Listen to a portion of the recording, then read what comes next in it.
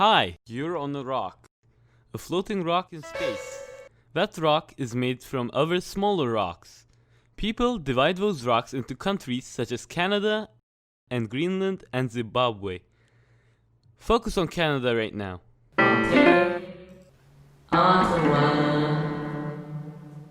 Here are all the sections. There are 13. They are also known as provinces and territories. I am sad. I can't watch my favorite shows at the same time with my friends. Why? What are time zones?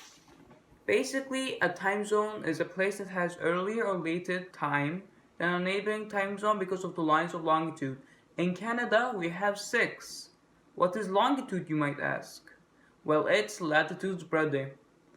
Longitude lines are imaginary vertical lines that run from north to south.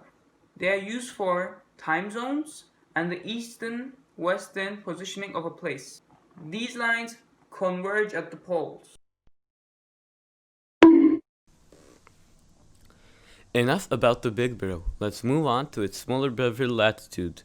Latitude lines go from east to west and are sometimes used as political boundaries, and are used alongside the lines of longitude to determine a specific location on our planet. Latitude lines never intersect and are about 111 kilometers apart from each other. Keep in mind that these lines are only imaginary. Types of maps. Topographic maps are maps that show both physical and human features. They are from a bird's eye view. A topographic map's most distinguishable feature is that they have special lines called contour lines. They are brown like chocolate and thin like a needle. They trace the surface elevation and have a fixed altitude increase. They are used for, but not limited to, anything that involves elevation, such as a ski resort or heights of mountains in an area. Scale maps. Scale maps are basically two different maps merged under one name. Small scale maps and large scale maps. Small scale maps refer to maps of large regions or world maps such as continents or large nations. Large scale maps show a smaller amount of area. As you can see, this allows it to be even more detailed. Overall, we could say that small scale maps show a larger area and large scale maps show a small area, but it is more detailed. Speaking of scales, here are 3: representative fraction scales, direct statement scales, and linear scales. And lastly, grid maps. Grid maps represent their name. They are made with grids. A grid map is basically a map that has a grid put on it. You can use this said grid to determine locations. All of these maps have some features in common. Maps show what's above the land, but what about the wonders underneath? The earth is like an onion. It is made of different layers. There are 4 main ones. First is the crust, which is made up of solid rocks and minerals. Second is the mantle, made up of molten rock. Third is the outer core, made up of molten iron. Fourth is the inner core, which is made up of solid iron and nickel due to pressure. Just like the peelable shell of the onion, the crust is composed of different parts. These are oceanic and continental. Oceanic plates are very big and reside under the continental plates, which means the continental plates are getting free piggyback rides on top of the oceanic plates. Continents move across the floor and I have evidence. Who were you again? Wait, you don't know him? He is Alfred Weiner and he proposed the continental drift theory. His continental drift theory suggested that all continents were once part of a much larger supercontinent called Pangaea. Pangaea. He is crazy, said everyone.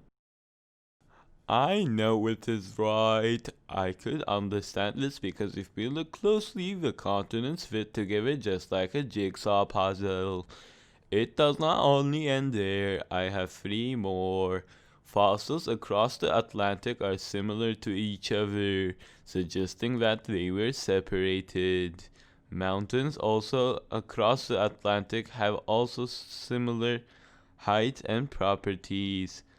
One last evidence that will prove the existence of my theory right is the ice sheets surrounding South America, South Africa, and India. How could this be if the continents did not move? Try to explain this. Do you believe me now? No. Do you believe me now? No. How about now? Still no.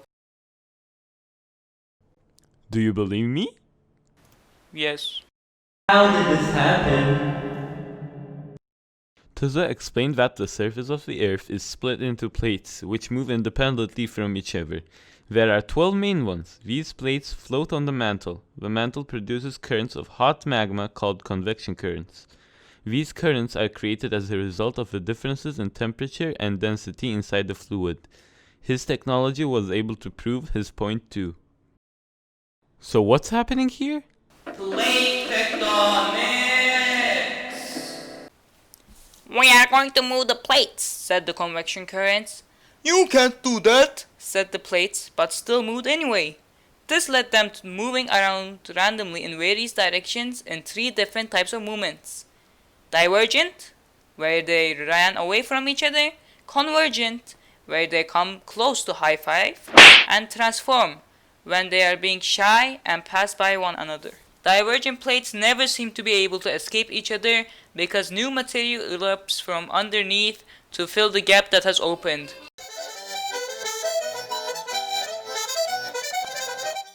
Volcanoes are common where divergent plates are.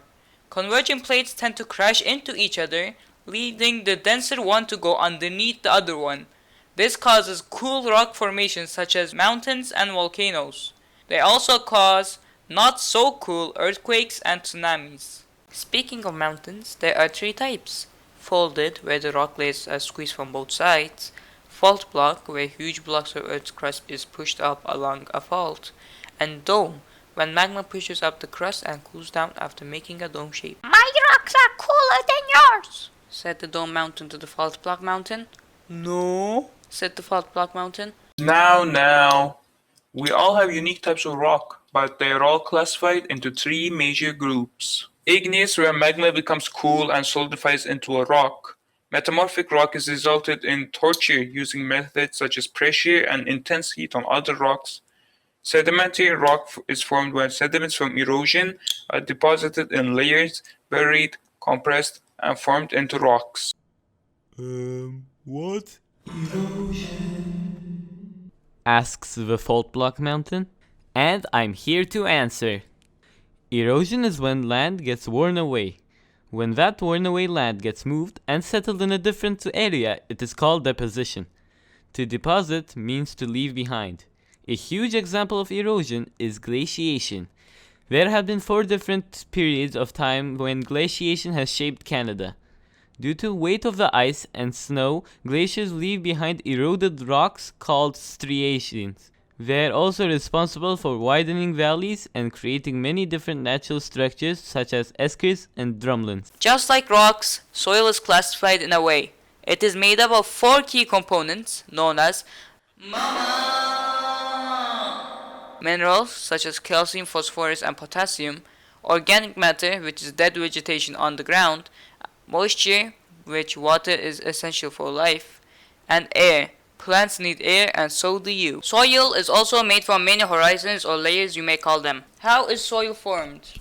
From climate, from living organisms, from bedrock, from landscape, and from time.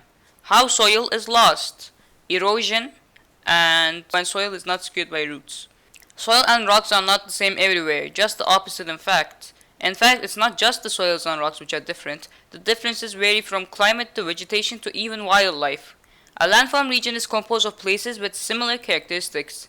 Canada has 7 separate landforms ranging from the Western Cordillera to the Appalachians, and everything in between ranging from the interior plains, the Canadian Shield, the lowlands, the Inuits, and the Great Lakes St. Lawrence lowlands. This is Jimmy reporting live for India TV. It's a beautiful day around Vancouver today.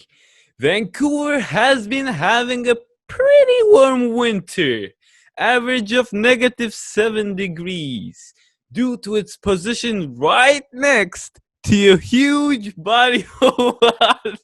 Large bodies of water heat up and cool down more slowly than the land masses, and that has been the saving grace of Vancouver during this harsh winter for the rest of Canada.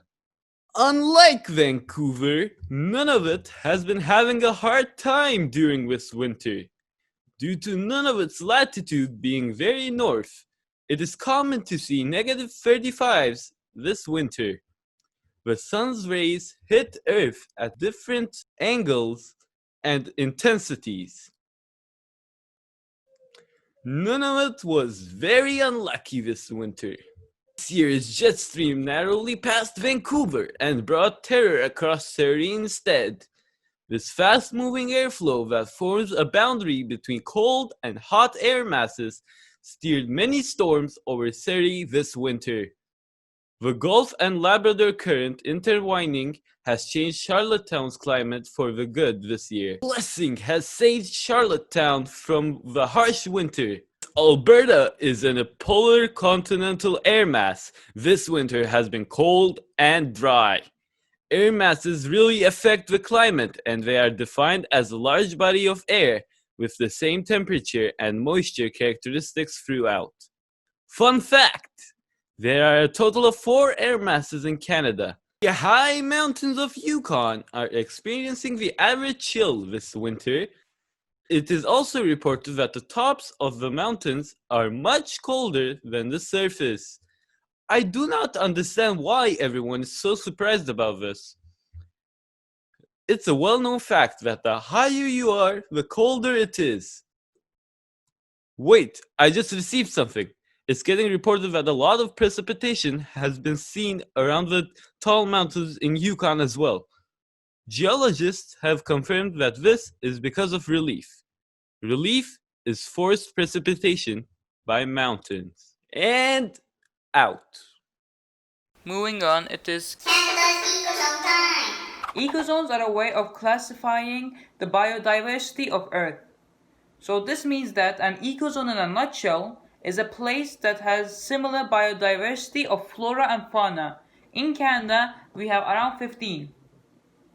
Hey look, the earth is now full. That's why we need demography. Population growth or decline leads to energy consumption, housing shortages, inflation, food security, unemployment, and environmental degradation. But in order to understand if a population is increasing or decreasing and take measures accordingly, we need to study the patterns of mortality, fertility, immigration, urbanization, development, and aging. This knowledge is bound to help us to develop policies for the future. Weather update. It's raining rocks. Weather update. The rocks seem to have water inside them, which has created hot steam in the sky. Weather update. The floor has cooled down and it is no longer lava. Weather update. It's raining. Severe flooding alert.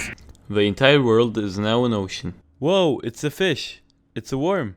What's that? A sponge? Ew, nasty water bugs. It's the Cambrian explosion. Whoa, I can go on land now. And now everything's huge, including bugs. Yay, the plants are finally cool. The dinosaurs rule the land now. Meow.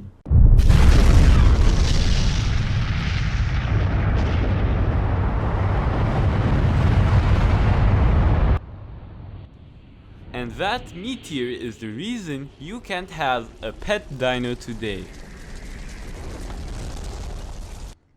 What time is it? It's mammal time. Is it mammal time? It's mammal time. With the dinosaurs gone, it's the mammal's turn to shine. And look, they're evolving.